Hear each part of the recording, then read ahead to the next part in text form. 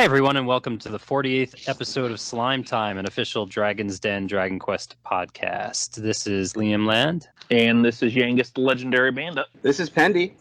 So this is going to be a little bit more serious of an episode. We're doing a tribute to Koichi Sugiyama because we found out recently that he passed away on September 30th. So we did a music episode. The three of us actually did a music episode a couple of moons ago, just to celebrate Koichi Sugiyama's music, and we started that off by kind of talking, and I'm going to say the same thing again this time, that we don't want to focus on the politics side. And we know he was a very divisive person, personally, and we're not here to kind of debate politics or the type of things that he's said and done.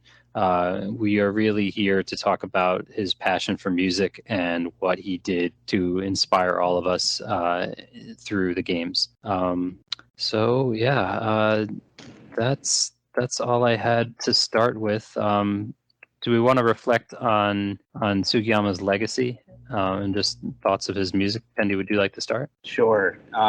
In terms of his legacy, it's worth noting that when it comes to his legacy in video game music, at least in Japan, he legitimized video game music. 20 August 1987, he did the Family Classic concert at the Suntory Hall in Tokyo, the first video game concert in the world. Wow. And a lot of people don't realize that even before Dragon Quest, he was already a well-respected and popular composer for movies, anime, and commercials. That is why Enix was so surprised that he agreed to compose for their video games, starting with a game called Wingman 2, based off a popular sci-fi manga of the time. Sugiyama had written in on a comment card about a shogi video game that Enix had done, and a producer there got in contact with him, and they asked him, hey, would you mind composing for a video game? And he agreed, and the rest was history. They got him for the Dragon Quest series after that, and there you go. Also, fun fact, in 2016, he was awarded the Guinness World Record for being the oldest composer in the world to compose video game music, which, if he contributed to Dragon Quest XII, which Square Enix of Japan has said that he did, he broke his own record. So, pretty amazing. Wow. Yeah, I had read information about that as well, that he at least finished scoring it. I don't know that he conducted any of it. But yeah, that's going to be... I understand that Dragon Quest XII is kind of an emotional game, or it's going to be a serious game to begin with, but to have that be the last game featuring music that he wrote is going to be pretty powerful, I think, in its own right. Mm-hmm. I'm in terms of like his legacy, just to add to that, he started composing the first game in 1986, first Dragon Quest game. He's since composed over 500 songs for the franchise in 35 years. I don't know if that includes any, like, all of the little jingles and things that you hear throughout the game that really don't constitute a full music score, or if there's... Technically those ones do count. They do count? All right, yeah, because I was going to say, otherwise there's probably a lot on the cutting room floor, and maybe there are. Maybe there's, like, stuff that he wrote that didn't make it into the games, and it has yet to be released, because that would be pretty amazing if there was... sheet music out there that could be produced after the fact and released on CD or something. Yeah, I read that all those little, like the level up jingle and the curse and all that stuff, that because of his background working for commercials, that's why he was able to come up with such good ones like that, because he was kind of used to coming up with short little sound effects like that for the commercials he had done in the past. Oh, that's interesting. Yeah. I mean, that makes sense. I've been listening to him nonstop since I heard the news. My wife's starting to get a little pissed off, but it's just amazing to hear the difference in he can kind of cross genres. It's not just classical. Then you go into the casino and it's like big band jazz, or swing jazz, and or he'll play the Egyptian scale for the pyramid theme and make it more authentic sounding, or he'll play in a more Asian sounding scale. I know there's a Japanese scale. I can't think off the top of my head if that's what he used for the Zipangu or Jipang score, but it's definitely something along those lines. So he's able to kind of cross genre and not just do specifically classical, but classical and jazz, and then just other cultural music to kind of fit. Even the Ghost Ship from 3, which got reused in Builders 2 more recently. I mean, that's just straight up horror. The way that he writes the kind of cacophonous strings just like screeching. But yeah, he's Penny, you mentioned the Guinness Book of World Records. It's pretty amazing. Does he lose that record for passing? I mean, that's kind of messed up thing to say, but if you pass away, do you lose your, like, who does that then transfer to the next oldest? No. I mean, that's something that he had done, like something like he at the time he was the oldest composer to compose video game music. So that's not something he would lose. Okay. I see. You're the oldest living video game composer. Yeah. Right? So somebody has to, like, if somebody is a video game composer and they get to 91, then maybe they would get that. Right. Okay. That's someone would have to, assuming that he gets it for 12. Someone would have to like compose something at 91 to be able to get to break the record. That's gonna be some score. All right. He actually scored the music for a Godzilla movie, Godzilla versus Biollante, in 1989. And that I did see. I know I asked you guys if you'd seen it, and you haven't yet. But when I was watching it, I was kind of giggling the whole time because, and not just for the normal reason you would giggle at a Godzilla movie, but it sounds like Dragon Quest music in this kind of like adventure sounding music in a Godzilla movie, and it's just kind of funny. It just felt very, very familiar on multiple levels because I've seen a lot of Godzilla movies too. But yeah, it's entertaining to watch, being a fan of both. He lived to see his own music play at this summer's Olympics opening ceremony, where the Dragon Quest theme was played at both the beginning and the end of the entrance music for the athletes. Yeah, how great was that? I mean, yeah, I absolutely love that they used so much RPG music during the introduction of the Olympians. I mean, you got Frog's Robo's theme from Chrono Trigger, the Final Fantasy fanfare, and that thing where they have like the little girl in a fancy conductor's outfit, which is then overlaid with various athletes competing with the Rotos theme in the background. I mean, that has to be one of the greatest moments I've ever seen in sports or television history, period. I mean, it's right up there with the other crazy moments, favorite moments of mine, like the helmet catch in Super Bowl 42. And then they use the theme again to close out that part of the ceremony with all the fireworks going off in the background as they show the stadium. It was absolutely spectacular. Well, there's always been the joke that the Dragon Quest Overture is the unofficial Japanese national anthem. So I think it being played at the beginning and sort of emphasized that even more. I love how the Japanese people were so excited that this was happening that they spoiled it. Like they could hear them practicing the sound system like 3 weeks before this even happened. So we all knew something was happening. Yeah, I had my camera ready, waiting to take video. So then I think it was the day after, I get a text from a local friend of mine in Ishigaki, where I currently live, and he's saying, hey, that elementary school across the street. So across the street from me is a park, and then across the street from that park is the elementary school. So I'll be playing in the park with my kids, and I'll hear, they have a marching band with big brass instruments, and you can hear them practicing in the afternoons. And my friend texts me, and he's like, "Hey, did you hear the news that Koichi Sugiyama donated those instruments?" And I've been listening to them for like a year, and I had no idea.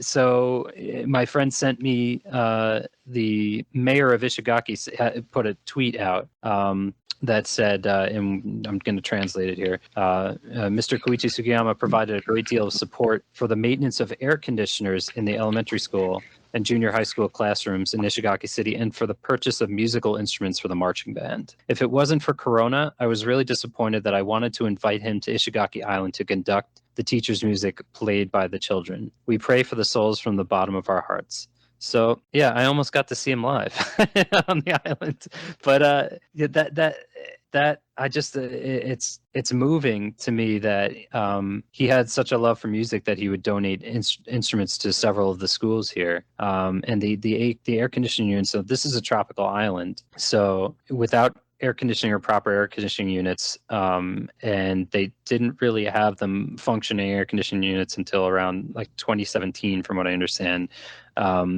So he was part of a crowdfunding project that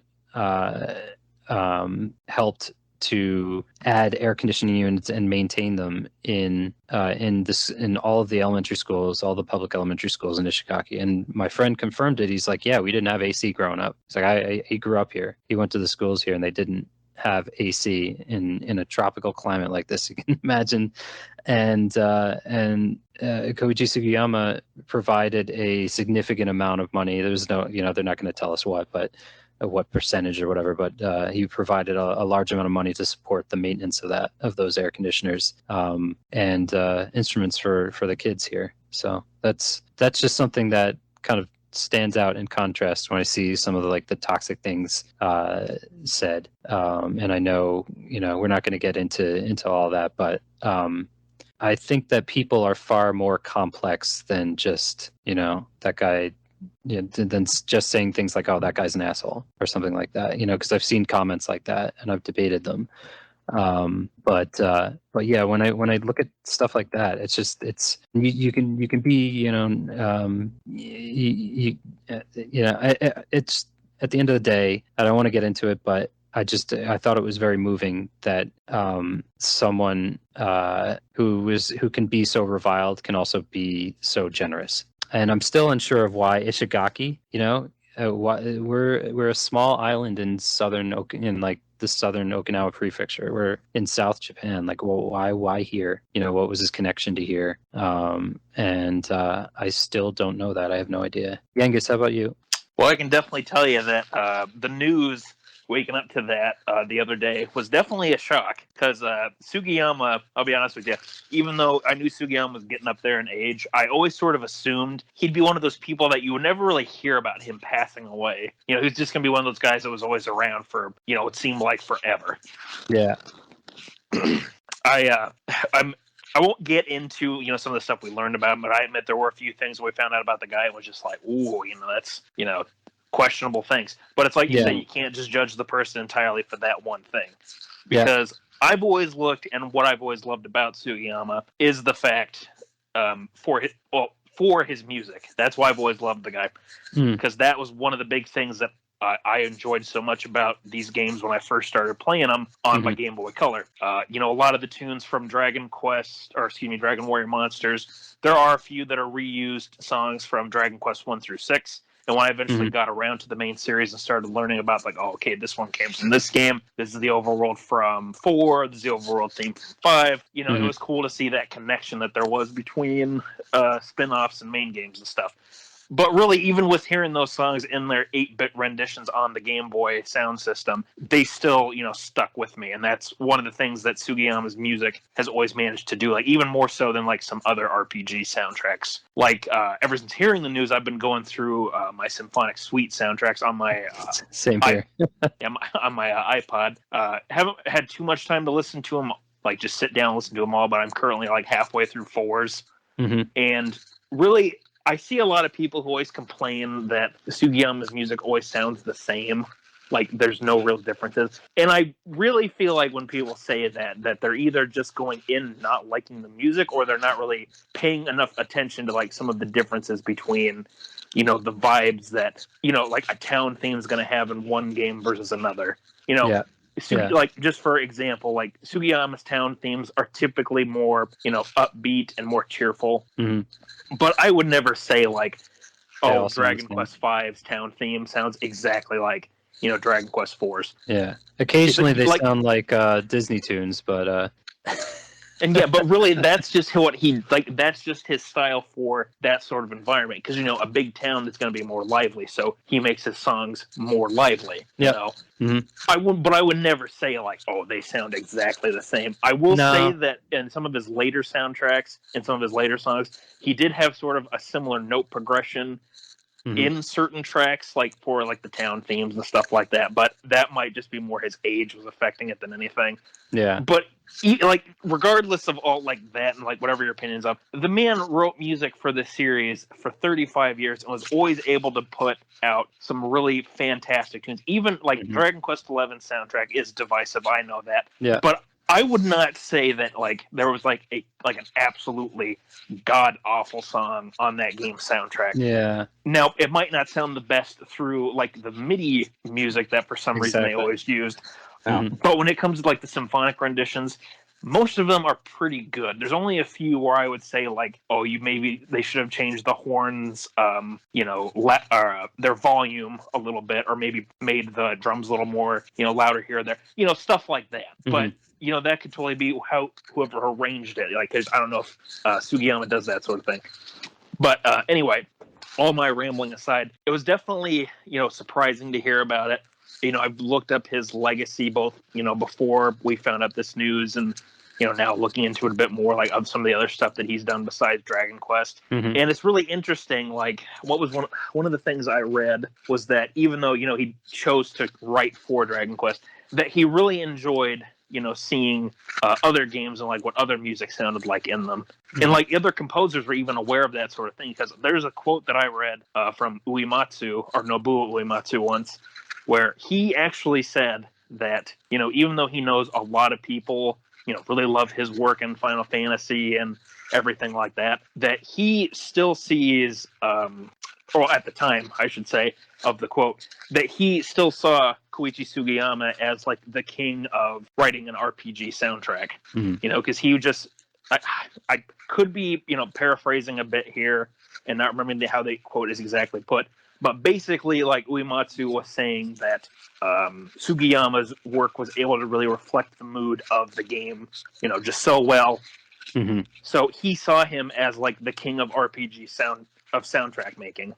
So, I mean, a lot of people, especially here in the West, hold Uematsu to such a high level. So, hearing the man say that about Sugiyama, who a lot of people just like kind of roll their eyes at least mainly from Western audiences, as far as I've seen. Yeah, I think that just shows, how much respect like a lot of musicians have. Right. And in another specifically case for talent. Yeah, in another case of that's like that too. When I was back in high school, our band director was looking for some suggestions for songs, and at the time I was getting more back into Dragon Quest, and there was, I don't remember what song it was, but I just randomly said like, oh well, what about this one? I played it for him. He's like, oh, that'd be interesting. I mean, and I figured he was going to tell me like he had no idea who Sugiyama was or what the song was.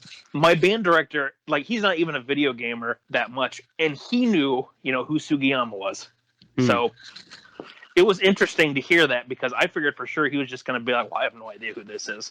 So it was just interesting then that somebody who's not even, that big into video games was aware of, the man's work. Yeah. So I think that speaks a lot of volumes for Sugiyama as a musician, because like that's what I've always loved the man for. I've always loved him because of the music that he writes. It's probably a case of separating the art from the artist, or however you want to put it. But I mean, that's what's always kept me coming back to listening to Dragon Quest and thinking about the series so much, because I listen to Dragon Quest music like almost on a daily basis. Yeah. Like whether it's listening to one of the individual soundtracks or putting on one of my playlists. Like typically, like when I go to sleep, I'll put on like one of my relaxing music playlists in Dragon Quest. Excuse me. I have one for Dragon Quest specifically, and that's usually the one I go with. So, like, even on my iPod, not counting that playlist, like my top 25 most played songs are all from Dragon Quest. I've got the same. I've got like a playlist on my iPod that's like, it's the orchestral for just 1 through 4. It's called the Koichi Sugiyama NES mix. I've got a symphonic one. I've got classical, non-gamer friendly. So like for my wife, if we want to just listen to classical music, I'll put that one on, and it's mainly like the softer themes that just sound like straight up classical music and not necessarily like an aggressive battle or a cave, a spooky cave song or something like that. Oh, you know what? You talking about that just reminded me of something funny from like 6 years ago. So one of my old jobs, our music system completely borked out, and we were waiting for the longest time for somebody to come and fix it. Well, one of our coworkers had a cable that he was able to plug into the sound system and connect it to his iPod and play music through that. Well, then we all started realizing that, hey, we can plug in our own iPods and play music through there until the music system gets fixed. So I ended up taking my iPod, picked out my playlist of Dragon Quest music of, all the, this is before 11 came out, so it was Dragon Quest 1 through 10, symphonic suites. And when I would be at work, that would play for like my 8-hour shift. And you know what? All of my managers and everybody we work with said, oh, this is really good music. And I never told them what it was from. Yeah. They're like, oh, this is really nice, like orchestra music. What's this from? I'd always just be like, oh, it's from a series that you can find. I never told them it was from a video game. Yes. But that was just the quality of the music, of Sugiyama's music, where, even without even knowing that it's from a video game, it's still very enjoyable, classical styled sounding music. Like even the battle themes and the cave themes, they all do such a great job evoking emotions and, creating this atmosphere when you listen to it. Like, good example for my own, or for myself in that regard. Before I ever played Dragon Quest VII, because that was the last mainline game I had to play prior to 11 ever coming out, I ended up listening to the orchestral version of the soundtrack on YouTube, and it was interesting listening to it and hearing what the style of the music was from 7 at the time, and not knowing how it fit into the context of the game itself. And then when I ended up going and listening to it more and more, I found more appreciation and like enjoying like sort of the moods that it would create, or like honestly, my favorite example of that is the tower theme from that game, Screams from the Tower of Monsters. So normally at least in the PS1 version of the game anyway, how it worked was that depending on what floor you were on, the song would change. Kind of like how in Dragon Warrior 1, depending on what floor of a dungeon you were in, the music would alter itself. It was that sort of a song change. Well, listening to the symphonic version, it starts off, really quiet, just with like really quiet violins, a little bit of bells, just like string plucks, pretty much. Well, then as the song builds, you hear the strings instruments start to go like they, I don't know what you call it. They do the crescendo. They crescendo their sound. I thought of the word. But like the strings will crescendo themselves, and like you have other instruments that start to take over like the melody, and like it grows and it grows, and then at the end it starts to really quiet down again. Kind of like how, like if you were going through a tower in a Dragon Quest game, how like if you would start at the bottom, things might be quiet, but then as you go up and up, you're getting higher and higher, and then you might start working your way back down, or you fall through a trap door, or you accidentally walk over a bottomless pit, and then all of a sudden, now you're back down at the bottom. So it was interesting listening to that before, having the context of where it would fit in the game, and how like long before knowing about how the song changed depending on what floor you were on. That was a cool discovery to find out about when I started playing the game itself. But even without that context, the song still was able to invoke that sort of feeling. And sort of that, like how the notes, or excuse me, how the strings did that crescendo thing I was talking about, how that gave me the feeling, like when I first started hearing the song, that there was, some sort of terror that was coming out after you.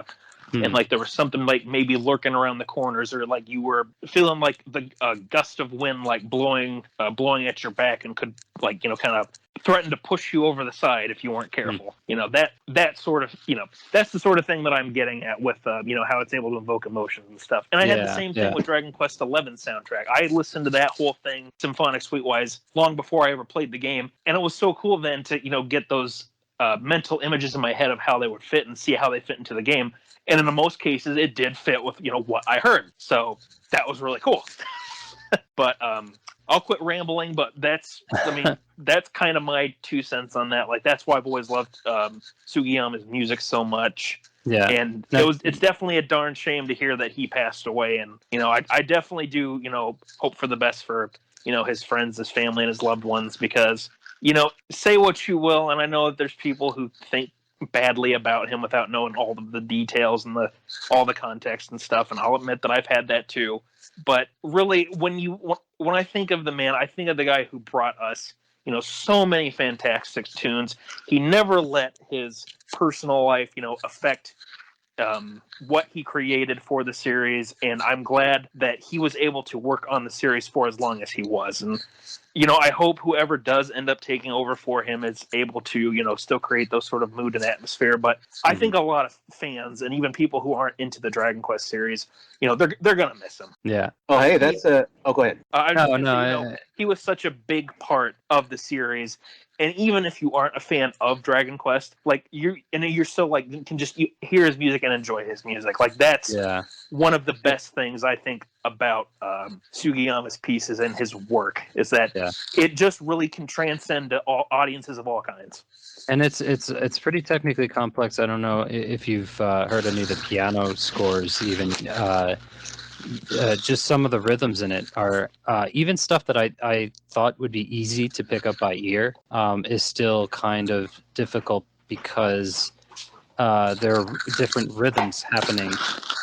Like there's this one tune that I was trying to pick out recently. It was a casino theme that goes like ba-bum ba-bum bum bum bum bum bum bum, and in the background is dun dun dun dun dun dun dun dun dun dun. Oh yeah, that's from Dragon Quest 3. Yes, it's from and I couldn't remember because it's not in any of the it's not in the NES original. It's from the remake. Mm-hmm. Starting with the Super Famicom remake from the 90s, and so I started to try to play it, and I was like, "Wow, holy crap! It sounds like it's just going to be some easy like boogie woogie jazz," and it ends up being it ends up being like two different time signatures happening in each hand. All right, who's eating right now? Because that's super distracting.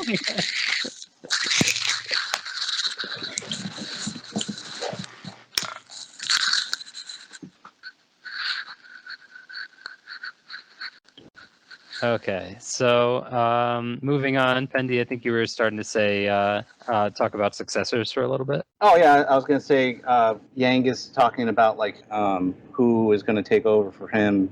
Briefly mentioning that was a perfect segue for our next section about the successor for Sugiyama and the future of 12 and where that's going to go in terms of the soundtrack. But I know that we talked about this in the other podcast, but personally, I really like Manami Matsume as a possible successor for him. I mean, she's famous for doing the original Mega Man, and she did the soundtrack for Dragon Quest Swords. She was wonderful at assimilating the Dragon Quest style while making her own contributions to it. I mean, honestly, if you play Swords, it would be hard to tell that it's not Sugiyama. So, I mean, that's how good she was at assimilating his Dragon Quest style that he established for so many decades, really. And I don't think we brought this up last time when we did the other Sugiyama podcast, but I was talking to my friend Jeff, one of the masterminds behind the delocalized Dragon Quest patches for Dragon Quest 1 through 3, and we both agreed that one of Sugiyama's strengths was sad, somber music. I think this is particularly exemplified in titles like Dragon Quest 5 and 7 that involved a lot of somber tunes. With the supposed darker direction of Dragon Quest 12, I would bet there's going to be some masterful tracks for setting a dark and or mournful atmosphere, considering that they're saying that Sugiyama did do the work on this soundtrack, so it'll be interesting to see. Yeah, I mean, I would echo your sentiment from the last episode as well. I did mention Manami Matsume. I don't know how, because I think Yuji Horii, and maybe it's just too early to say, had no plans for successor, or if they did, they kind of he had a writing partner. I think as early, probably 9, if not earlier. He had a writing partner that would help with certain scores, or I'm not really sure to what extent, but I do remember reading about that. So I don't know if that writing partner would then just kind of step in, or or if they would just pick someone completely new and kind of start fresh. And I don't know how that's going to change the vibe, or if that person's going to try to emulate the sound.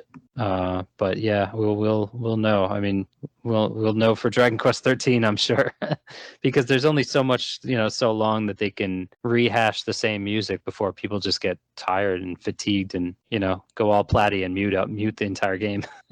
Well, I would guess, well, at least I would hope that 12 does not emulate the same thing they did in 11. I mean, 11 was fantastic that they used a lot of older tracks, and it made sense because it was, and I know this is an overused term, but I mean, that game was a love letter to many of the Dragon Quests from the past. A lot of, there was the whole side quest that had to do with all the past Dragon Quest games. There was the deep connection to Dragon Quest 1 through 3. So for them to use a lot of older tracks for 11, I don't think was because of Sugiyama's age or anything like that. It's just because of the way the game was structured. And it made sense that they would use a lot of older tracks along with the newer tracks. So I would actually be very surprised if they did a similar thing with 12. I would assume that 12 would have more of an original soundtrack than 11, because I don't think they'll repeat themselves with doing what they did for 11. But that's my opinion on it, or my guess, my speculation. Cool. So, Yangus, do you have any thoughts as well on successors? Yeah, I said this in the last time we did one of these music-focused podcasts, but I'll just keep it brief. I would think a good successor would be Yuzo Koshiro, who's done music for a lot of RPGs and video games for pretty much since the late 80s. When he was doing his soundtracks for the Etrian Odyssey series, he actually looked to Dragon Quest 4 and 5, specifically 5, for inspiration on how to write soundtracks for an RPG, since it had been a while since he had written for one. And you can tell that influenced his style for the Etrian games because of the way his music really invokes that same sort of sense of mood that Sugiyama's music went for. So I think that he would be a good successor for that, because Yuzo Koshiro has proved that he is able to write these very, I don't know what word I want to use, but these very reflective pieces for a setting of an RPG, even as far back as like the early 90s, where he did ActRaiser and things like that. So he would still be my number one choice for possible successor. So Pendy, you had some thoughts in terms of memories and feelings. Oh yeah, when it comes to Sugiyama, like I will always remember watching him conduct that concert at the Tokyo Metropolitan Theater in Japan. At the time, he had recently turned 88. I think it was a few months before. And they had a wonderful display set up for him in the concert lobby with some flowers, and they had some balloons that were shaped into an 88. They did during the concert. They did the entire Dragon Quest III soundtrack, and it was so funny the way he pretended to leave after they were done with 3, only to comically do an about face to come back and do a medley of various Dragon Quest tracks to include the expanded overture for 11. His music always made you feel like you were on a grand adventure. It certainly elevated the games to a higher level. Even with the limited soundboard of the NES for the earlier games, the music just sucked you into the world of Dragon Quest so effortlessly. Dragon Quest games were always about creating an atmosphere and a world for you to reside in, and his music always helped to do that so well. I know, Liam, you had been to a concert that featured him as well, correct? Yeah, so I went to a concert in 2017 in Shizuoka called Trio de Quest, and it was a trio. It was a trumpeter, a pianist, and a trombonist, and in the second set they were actually backed by an orchestra. So we sat about 10 feet from Sugiyama and his wife in the audience, and he would later get up on stage. And so when they were doing the casino theme, I took a little bit of a video and posted it to the Westy account a few years ago. But it's him playing the block for the bridge, da na na na na na da na na na na. And then after that part is done and the trombonist starts up again, da da da da da da, and then he just kind of turns around and does this little jig off stage, and it was just one of the funniest things I've seen like an old person do. That video that you posted, I didn't realize that was from the concert that you went to. That's hilarious. Yeah. He's just like hitting the little whatever that is to make that Yeah, it's like a wood block. I forget the name of the instrument, but yeah, probably be a wood block. yeah. Yeah, just hitting the wood block. That was just he was kind of like getting into it. Yeah, it was funny. Yeah, and he was with his wife, and my wife and I had cookies we were going to give to him, and he was sitting so close to us. I was like, gosh, should I get out and just maybe like tell him thank you for everything, ask him for I don't know, I'm not like really an autograph guy. But I don't know. Like I was getting nervous, and so my wife Tomoko and I were just kind of like, he's got a bouncer. That's not usually a sign that he's welcoming guests. So there was actually his wife his bouncer? No. No, the wife is the bouncer. But, excuse me, you can't talk to my husband. But the bouncer was big enough that he could have protected both of them, so we didn't mess with them. But we did hang back at the backstage door after the show, but it's in the front lobby. So he just pieced out the back without even, he didn't greet fans after the show. He just kind of went back to Tokyo. So we just went home and ate his cookies. Yeah, I mean, there's not much else we can do. Sorry, you didn't want to say hi to us, so you don't get cookies. But it was such an experience. He got up in the second set when they were backed by the orchestra, and he conducted pretty much all of the second set, and it was just amazing. It's such a great memory to just have seen Dragon Quest music performed live by the composer. And then just in terms of like feelings, I always have this great memory of I had played the first two Dragon Warrior games in the, I guess, late 80s, early 90s. The second one came out 90 in the US. And in between Dragon Warrior 2 and 3's release in North America, the Dragon Warrior anime featuring the hero Abel came out. And the English version of that anime had music tracks in it, mostly from 1, 2, and 3, which hadn't been released yet. So I'm hearing all of this extra music, and then when Dragon Warrior 3 comes out, I sit down and I'm playing the game, and I'm like, oh my god, this is the same music from the show. Oh my god, there's the castle from the show. Oh my god, there's the tower. And it's just such an amazing thing to like tie all of that together and have this kind of emotional response of playing the game the first time, and having that connection to the music first. And then there was even 1 or 2 tracks. I remember the balloon theme showing up in some later episodes. So they even had music on file from 4 that they put in this American anime. And now I'm watching the Japanese version. None of that is in there. It's all, they didn't use any of Sugiyama's music for the Japanese version, except the end theme and the opener, and maybe a couple of music interludes here and there. But for the most part, it was original scoring from somebody else. And it wasn't memorable. It doesn't have the same vibe. But the US version, Dragon Warrior anime, that went for 13 episodes before it was pulled down for all sorts of legal reasons involving Toriyama's art credits and their lack thereof. The English version had actual Dragon Quest music in it, and I think that's a pretty amazing fact, even though we didn't get all the episodes and dubbed in English. Nice. How about you, Yangus?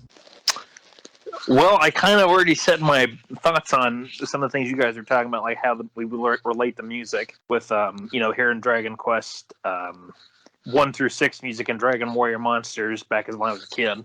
I remember, I guess just to kind of elaborate on that part a little bit more, I will say that when I was a kid and first playing Dragon Warrior Monsters, that whenever the song would change to like the different one instead of Never Ending Journey that normally played when you're exploring the dungeons, whenever the song would change, that was always like, at least for like as a kid, the cue that, okay, you're coming up to, the last floor now, or you're almost to the boss monster. So you're almost to the end of the dungeon. And I always remember like back then, like there were some songs when I heard them, it was like, okay, well this one, kind of makes me, cautious. One of them, made me feel like, ooh, there's like a mystery waiting. And I still remember the one where you actually have to fight I believe it's a Gigantes. It's at the end of one of the, I forget where it is. It's not one of the ones that it's an optional one. That's what it is. It's an optional one that you can go into. And when you get to that floor, you see the Gigantes standing kind of towards the center of the screen, but you have to walk along the right path, because otherwise if you follow you hit the wrong spot, you fall through the floor and you got to start all over. Anyway, you get to him, and the song that's playing in the background is the overworld theme from Dragon Quest II, Endless World, at least the first part of it, where it's just the hero by himself, or when the hero is just with his cousin Kanok. Yeah. So, that song, it's more like dun, dun, dun, dun, dun, dun, dun, dun, dun, dun. Dun dun dun dun dun dun dun dun dun. It's not like a cheery song. It's more like that there's kind of trouble coming. And I remember that the whole time when doing that and trying to get to the Gigantes, it was just like, oh man, this is so, like, as a kid, I'm like, oh, this is so difficult. And this song is making me feel like this is a real like test. So it was interesting then when eventually playing Dragon Quest II and finding out that it's considered one of the more harder games in the series, especially since you start off with a character who can't learn any magic and has to keep buying medical herbs to heal himself. It's like, this is kind of a challenge. I see why this song was used in that part of the game. But yeah, so I don't really have it. I don't have any notes written down, unfortunately, for things that I immediately think of. But really, Pendy really said it best. Where Dragon Quest music makes you feel like you're going on that big adventure. And like I remember when I was a kid, when hearing like the music of Dragon Warrior Monsters 1 and 2, especially the main overworld themes you would hear whenever you were exploring one of the key worlds, and Dragon Warrior Monsters 2 case, I should say, with the key worlds, that it always had that sense of like, there's an exciting new world for you to explore. There's tons of things you can find, items on the ground, monsters to recruit. There's tons of possibilities. And that's what has always made those songs stick with me, even like years later. Or like whenever I would go to the Starry Night Shrine in order to breed monsters together to create new ones. That song, that's probably one of my favorite Sugiyama pieces. Because like even years later, like without having played the games, that song is still just like so glued into my head. I could, hum it like right now. And it just instantly takes me back to the times where I would be, sitting at home as a little kid. I'd have my Dragon Warrior Monsters 2 book, sitting on my lap. I'd be going through the back of it, looking to see how I could breed my monsters, create new ones that I didn't have, or what I could use to build up to this new monster. And that song was like such a perfect piece for that, because it gave you like that song of like excitement, like, oh, there's, again, it's like the overworld theme stuff I was just talking about. It's like, oh, there's tons of possibilities. It's really exciting. There's a lot you can do, and there's a ton you can see. You just have to, go for it. And that's what I always liked about those songs in particular when I was younger. When I got into the main series, finally years later, which I've talked about that before on the podcast, so I'm not going to bring it up again. When I played Dragon Warrior 3 on the Game Boy Color, which was one of the first mainline games that I got into, it was interesting hearing, this Dragon Quest music in that same sort of sound format that I heard as a little kid, because it was like, oh, this is like same sort of feelings and invoking this style that I was reminded a lot of when I was a kid. Like when you actually, funny enough, Liam, when you brought up Boogie Woogie in the Bar from before that was added in the Dragon Quest III remakes, that was one of the songs that when I heard it, when I went into the first Pachisi track that you can find, or even in the first Monster Arena you can go into, as soon as I heard that song, I immediately had sort of like a flashback to the Starry Night Shrine music, because it had that same sort of like exciting feel to it, because it's like, ooh, what's going on here, what are the possibilities? yeah I actually forgot. I thought that was from 8 for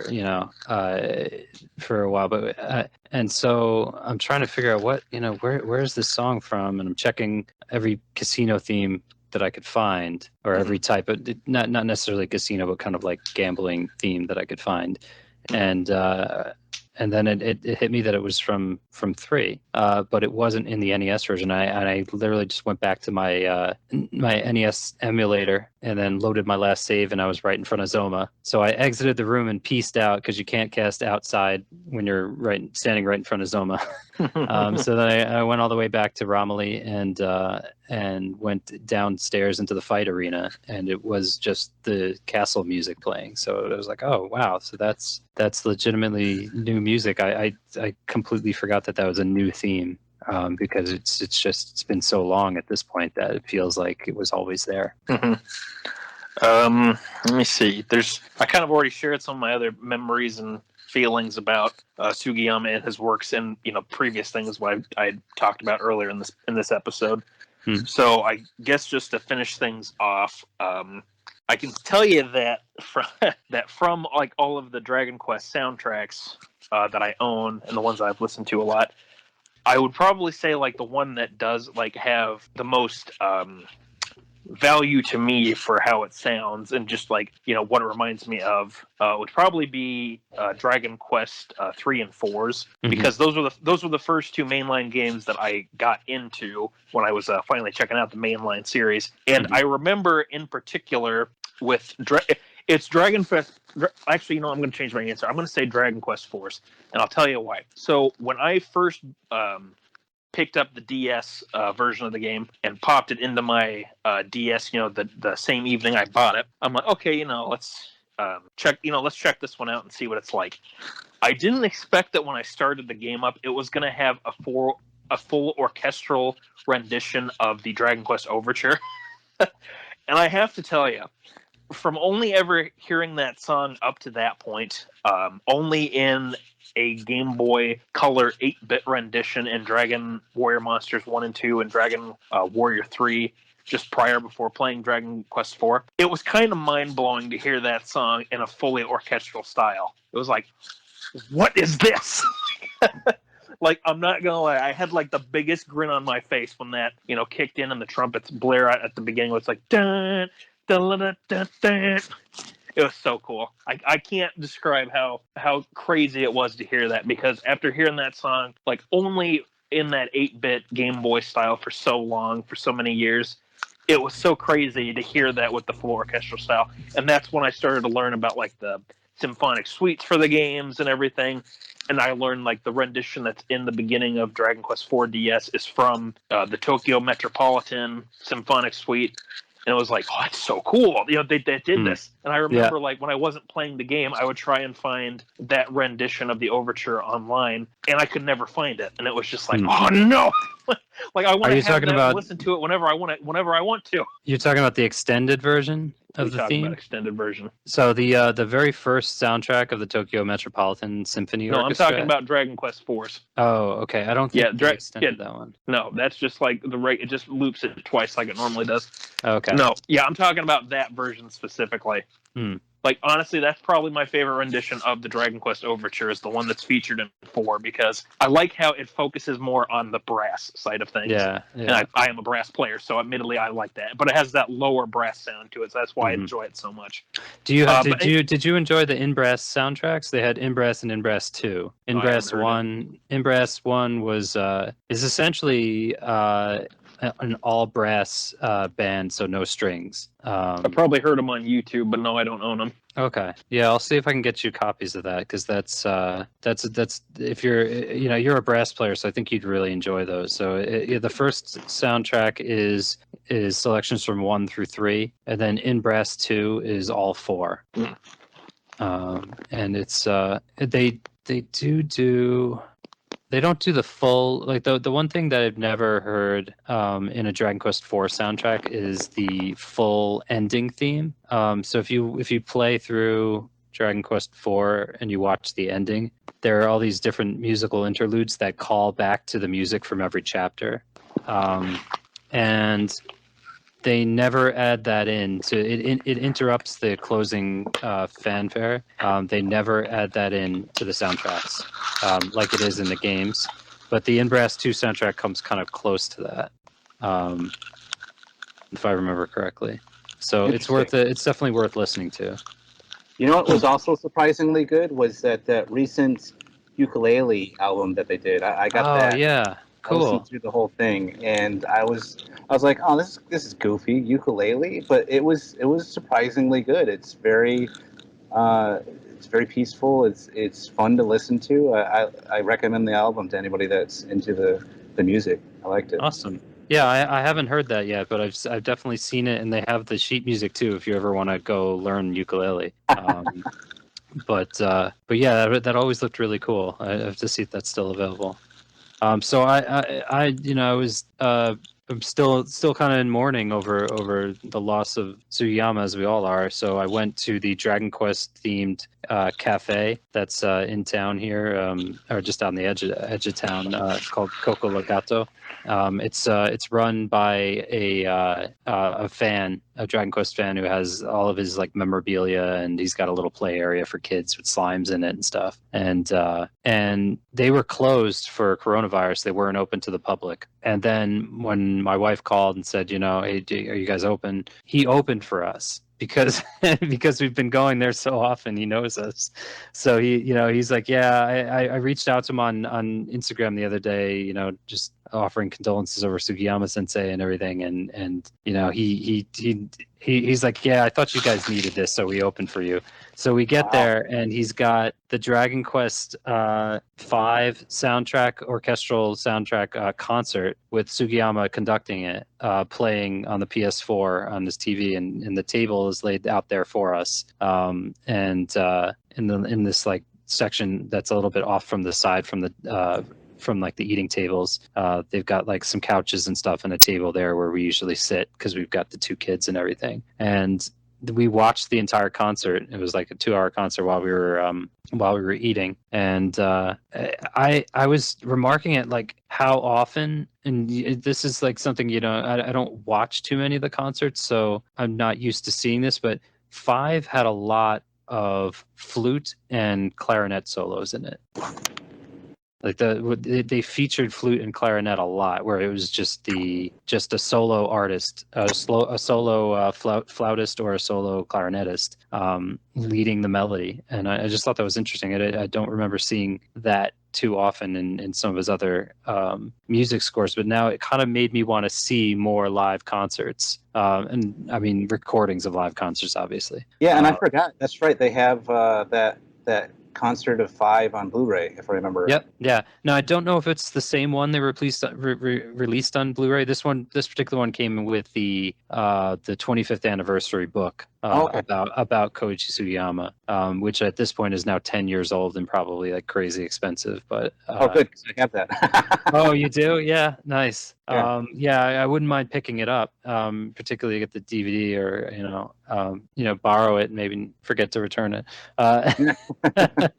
Yeah, I picked that up when I was in one of my trips to Japan. Yeah. Oh, that's awesome. Yeah, that's a good find. I didn't realize it came with the DVD. I might have otherwise picked it up earlier. I have the Koichi Sugiyama book that's like big and it's kind of beige looking. Oh no, that's the one I have. Because I was going to say, that's the one.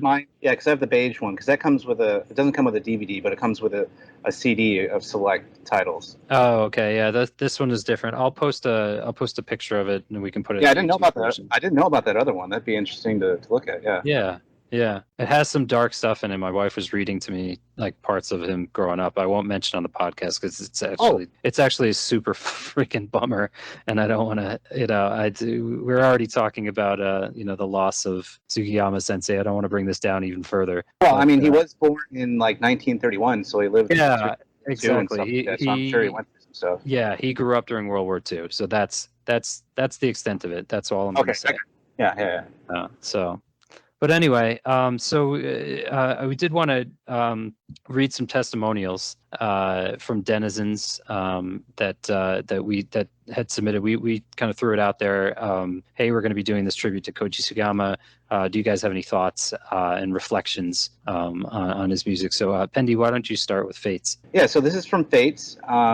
Fates says, amazing musician with bad politics, but his music can exist separately to that, since it's mostly symphonic work, no substantial lyrical content to convey messaging of any kind to tell future listeners of the politics he's aligned with. It's just the music at that point. Heaven from Dragon Quest V is one of the most amazing things I've heard in my life, and really helped me to get through the early 2010s when I was at my worst. Yeah, I'm kind of glad he doesn't have a lot of lyrics. That's a good point.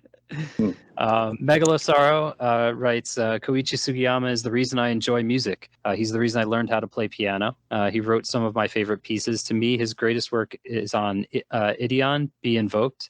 It's probably the greatest movie soundtrack I've ever heard.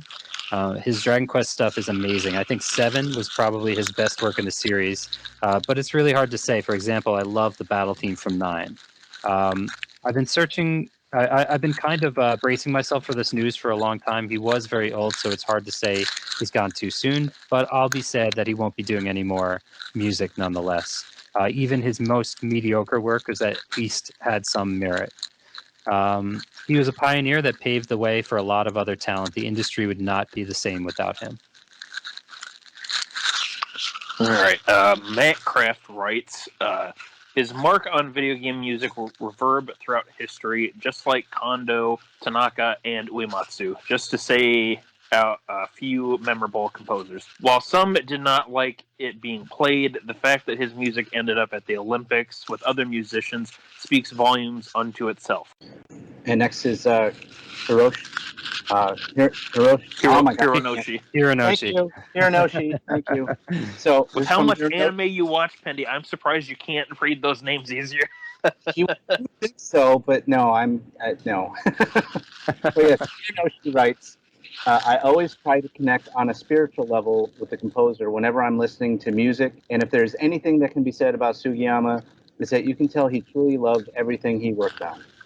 You can hear his undying passion for the series, his ups and downs while struggling to keep the high quality standards he himself ended up creating, his professional quirks, which are to be expected due to the classical training he received, which, when matched with the video game industry as it was back then, made for one bizarre marriage, and yet one that gave us some of the most iconic pieces of music to ever be put on a cartridge that we still hold dear, sometimes after decades. His advanced age didn't stop him from going all out, and even when he started to embrace the concept of recurring tracks from past games, he still wanted to give players something new with each release.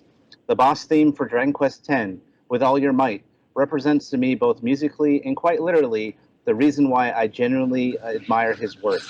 His ability to persevere and compose tracks that will pierce the heart of many people around the world and become something they will never forget, even when facing the fact that his own journey was probably coming to an end. From the very first Dragon Quest game to where we are now, I could always his soul reaching to me through all of the soundtracks he produced, and that's something I have to give credit for, something I deeply respect. It's something I'm glad I could be a part of, even if just as a silent spectator. We'll say, Hero, you wrote a darn good piece. You definitely invoked a lot of things that I'm sure a lot of people said that a lot of people would say. Excuse me, but you know, sometimes people just can't quite put into words what they want. And I think just before we move on to Jay's, I did want to just say that because hearing all of that and even reading it on the Den, it was like, wow, that really hits kind of deep.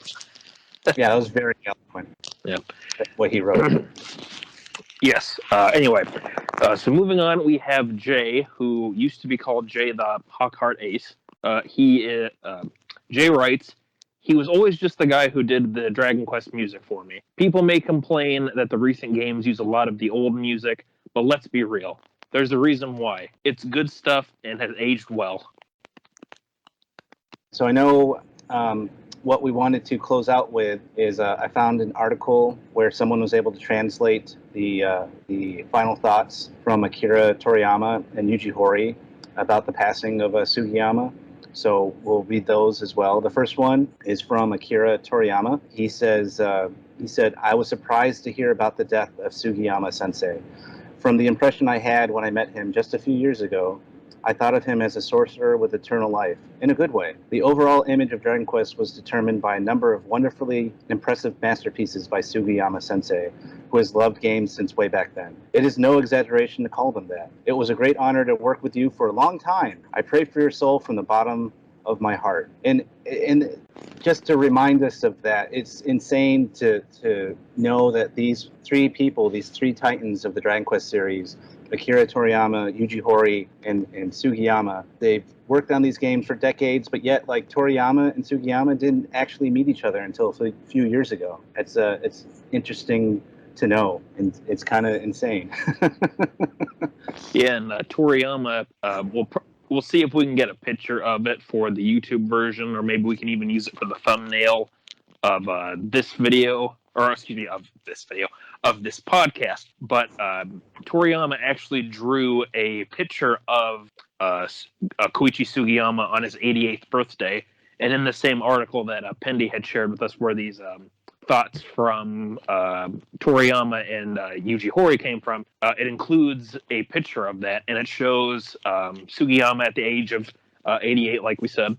It shows him composing, and he's wearing an outfit that's actually pretty similar to Dragon Quest III's Hero's outfit. It's just more of an orangish yellow color. He's composing, he's got a baton in his hand, and there's these different colored slimes that actually look like different musical notes. And so it was kind of a nice little thing that Toriyama drew for Sugiyama for his birthday at the time. I think it must have been after they had finally met face to face, because what was it? They met around the time that Dragon Quest XI was coming out, or do we have like an idea of when they met? I think it was around the time of 11. It might have. I'm not sure if it was for that interview special that I saw where they had all three of them in the same room and they were talking about like how they worked on 11 and like their past. I don't know if that was the first time or maybe it was shortly before that, but yeah, it was around the time of like right after or before 11 had been made, something somewhere around there. Okay. Well, maybe then Toriyama took the chance to make that little caricature of him, and it's a really nice little picture. Hopefully, we can get it into the podcast somehow. It is a nice little thing, and I think the message in it that Toriyama wrote to him was just like, wishing you the best, and here's to the future, something to that regard. And like jokingly after he put, here's hoping we make it to Dragon Quest 88, because it has like the Roman numerals for the number 88. Yeah. So it was just kind of a fun little nod to Sugiyama, turning 88 that year. Mm-hmm. So that was kind of a fun little joke then. Yeah. And it is a very cool picture. I forget who originally shared it with us on the Dragon's Den Discord, but seeing that, it was like, oh, that's really cool that Toriyama made that. But sorry, Penny, I'll let you keep going on to the next quote. No, that was good. I was talking about the whole background behind it, so that was cool to hear as well. But to close out, we'll close out with the creator of Dragon Quest. We'll close out with Yuji Horii. He says, I'm really sorry to hear of Sugiyama Sensei's sudden passing. For 35 years after making the first Dragon Quest, Sugiyama Sensei has brought the spirit of his music to the world. As a master composer, he wrote a lot of really great songs. Dragon Quest will continue to be played with his music. Such a master should continue to live in the hearts of all players. Sugiyama Sensei, thank you very much for being here for such a long time. Wow, and thank you guys for joining us to discuss Sugiyama's legacy. Not only that, but thanks to our listeners for journeying with us. So that's it for this episode of Slime Time. There's a word that we don't, I'm trying to quote Platty now from We Do Side Quest.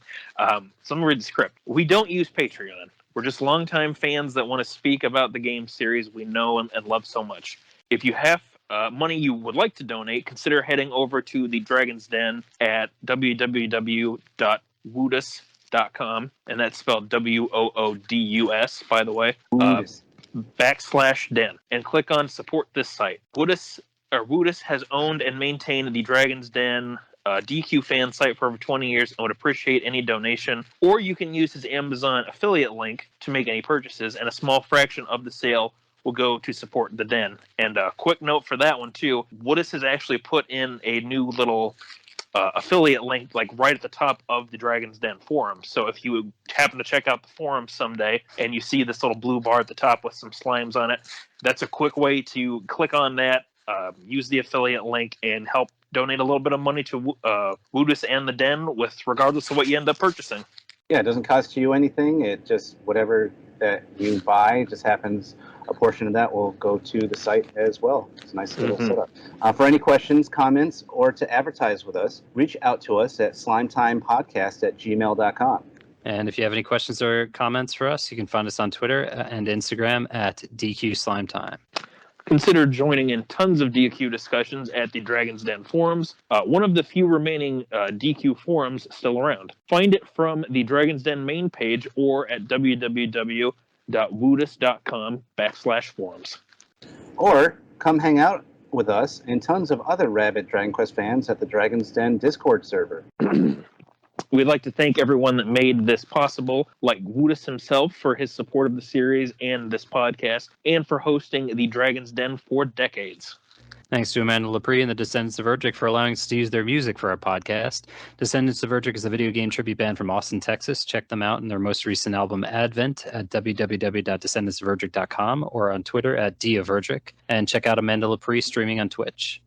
Thanks to Dwayne Bullock for the amazing artwork cover for this podcast. You can check out more of his work at Dwayne Art on Instagram or his website at dwaynebullocart.bigcartel.com. If you're looking for more Dragon Quest Slime Time, check out our earlier episodes on Dragon's Den, Anchor.fm, iTunes, Spotify, YouTube, and more. Bye, everyone. Dragon Quest Slime Time, sliming off.